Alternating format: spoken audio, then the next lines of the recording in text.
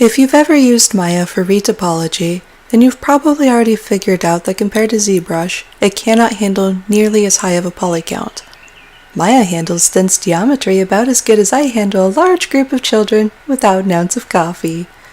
In my horrible experiences of pursuit of knowledge, I've discovered a few ways to speed up this agonizing process. Well, otherwise agonizing process. So, number 1 is split your model in half. If you observe the body that I have here, it comes out to about 1.5 million, which means I modeled it at about 3 million polys, which is my preference.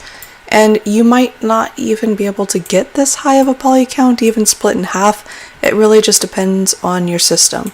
Once you've decided on whether you're going to decimate and broken it in half, I actually don't turn on Symmetry and work on both sides at the same time. It goes a lot faster if you just work on one side of the model at once, and then once you finish that side, if possible, you duplicate it to the other side.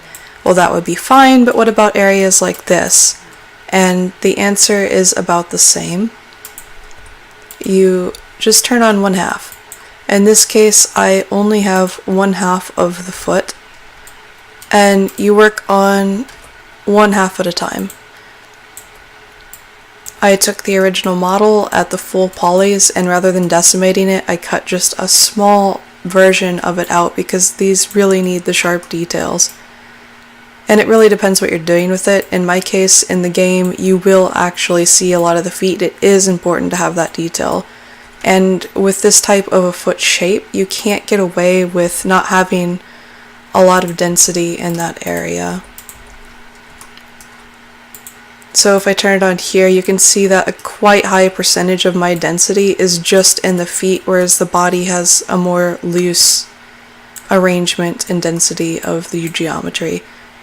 So what you do is you do your half of your retopology, you duplicate it, you merge them together and make sure, absolutely sure, that everything you want connected is connected.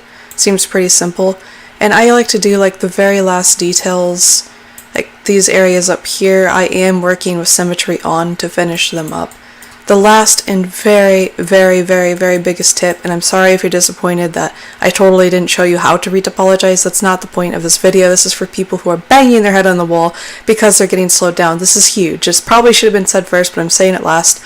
Check your UVs as you go. Every time you hit Control S on the keyboard, not every time, but most of the time, or when you transition from quad draw and out of quad draw, it loves to make random UV maps for whatever reason. In this case, it didn't. I don't know what triggers it to do so, but every now and then check to see if you have UVs and go to UV and delete UVs. You don't need them, but if they are turned on, Maya will continuously, every time you make a new poly, Maya will continuously redraw the UVs. So I hope this has helped you speed up your workflow a little bit, or you've taken away something that you wouldn't have thought of otherwise. And what I said about the feet down here absolutely applies to the inside of the mouth. Like sometimes the inside of the mouth can just be impossible to do, and I would not recommend you modeling your mouth closed. It is possible to retopologize. I did so the first time. I ended up just opening up anyway. There's a reason all modelers do this weird pose. It just works.